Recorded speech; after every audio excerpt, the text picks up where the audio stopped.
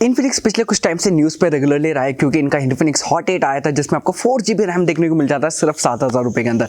उसके बाद S5 Pro 10,000 रुपये के अंदर आपको पॉपअप कैमरा। अभी पिछले एक लॉकडाउन से पहले अगर मैं बात करूं तो आपको इन्फिनिक्स हॉट 9 के बारे में काफ़ी न्यूज़ आ रहा था, पर वो फुस निकला क्योंकि इन्फिनिक्स केनिया के वेबसाइट में उसका स्पेसिफिकेशंस आया और वो आपको हीलियो P22 देगा और TFT डिस्प्ले देगा जो बहुत ही ज़्यादा रेयर है। मेरे हिसाब से खरीदना नहीं चाहिए ऐसे स्मार्टफोन्स को। अभी पिछले 2-3 दिन से इन्फिनिक्स वापस ट्रेंडिंग पे क्योंकि इनका नोट 7 का कंफर्म स्पेसिफिकेशन आ गया और केन्या में सेल्स पे भी चला गया। इसका स्पेसिफिकेशन थोड़ा सा डिसेंट है। इस वीडियो में इसी के बारे में बात करेंगे। क्या ये आपको एक बेस्ट ऑप्शन देगा अगर आप 10,000 के अंदर स्मार्टफोन देख रहे थे? इस वीडियो में देखेंगे। वीडियो पसंद आए तो लाइक करना, शेयर करना, सब्सक्राइब जरूर कर लेना और ये जो दाढ़ी जो है यार वापस आ जाएगा। वीडियो को शुरू करते हैं। इन्फिनिक्स ने अपने नोट 7 सीरीज पे 2 स्मार्टफोन्स रिलीज किया, नोट 7 और नोट 7 लाइट। दोनों के बारे में बात करेंगे।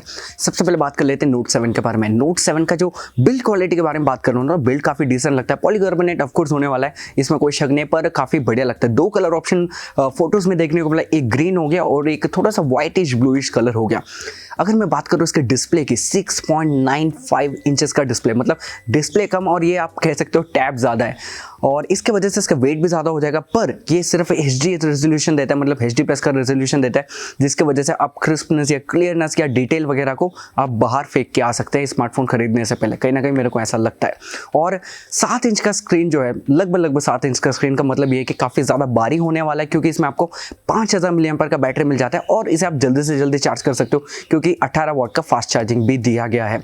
DTS का सराउंड साउंड देखने को मिल जाता है जो मेरे हिसाब से सिर्फ आपके ईयरफोन्स में काम करेगा, नॉर्मली स्पीकर वाइज काम नहीं करेगा क्योंकि इन्फिनिक्स हॉट 8 में भी आपको कुछ ऐसे देखने को मिलता था पर वो सिर्फ ईयरफोन्स में काम करता था। प्रोसेसर वाइज पहली बार इन्फिनिक्स ने निराश नहीं किया क्योंकि इसमें आपको हीलियो G70 देखने को मिल जाता है। सेम प्रोसेसर जो आपको Realme C3 में देखने को मिलता है।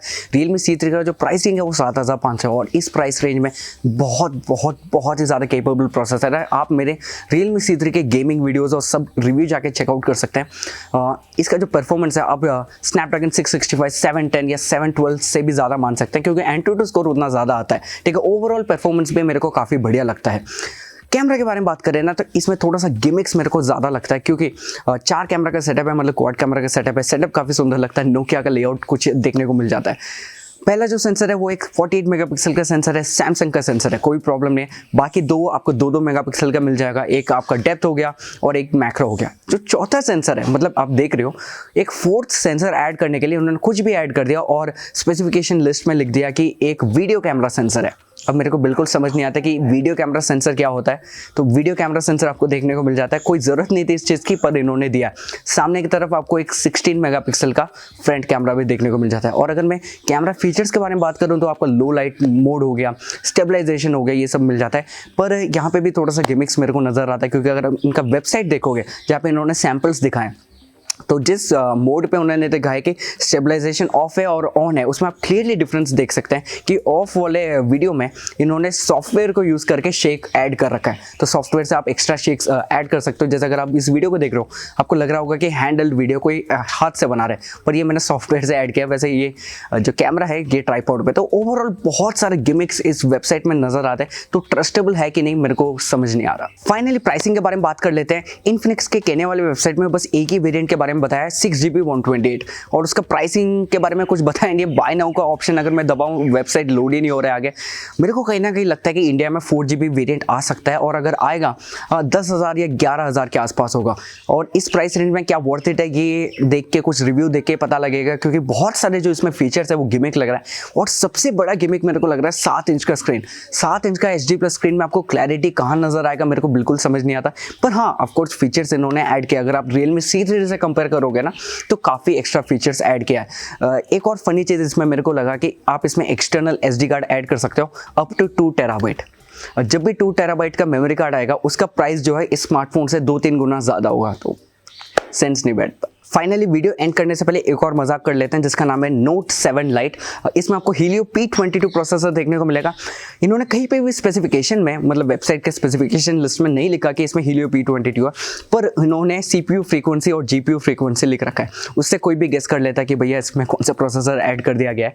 और दूसरी बात, अगर इसके कैमरा के बारे में भी बात करें ना तो 48+2+2+ QVGA लिखा है साफ सीधा। अब समझ नहीं आता कि भैया QVGA क्या करेगा। QVGA मतलब बहुत ही क्वालिटी भी बढ़िया नहीं होती, मतलब समझिए यहाँ। और 8 मेगापिक्सल का आपको फ्रंट कैमरा देखने को मिल जाएगा। एंड्रॉयड 10 पे चलता है, दोनों स्मार्टफोन एंड्रॉयड 10 पे चलता है।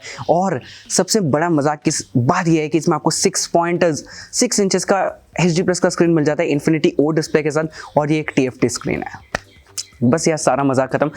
अगर प्राइसिंग बहुत ही ज़्यादा अग्रेसिव होगा तब कुछ हो सकता है, पर वो भी मेरे को मुश्किल लगता है, क्योंकि GST की वजह से एक तो आपको पार्ट्स महंगे हो गए, और दूसरी बात मेरे को समझ नहीं आ रहा, और मेरे को ज़्यादा आइडिया नहीं है कि इन्फिनिक्स के जो स्मार्टफोन्स है वो पूरा इंपोर्ट होता है या इंडिया में मैन्युफैक्चर होता है।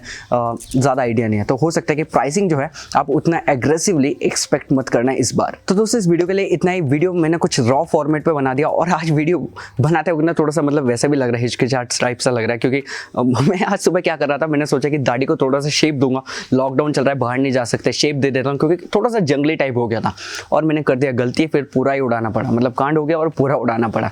बस अभी वैसे ना कॉन्फिडेंस पहले जैसा नहीं आ रहा है, पता नहीं क्या है, कोई बात नहीं, अगले वीडियो मिलते हैं। Thank you so much for watching, bye.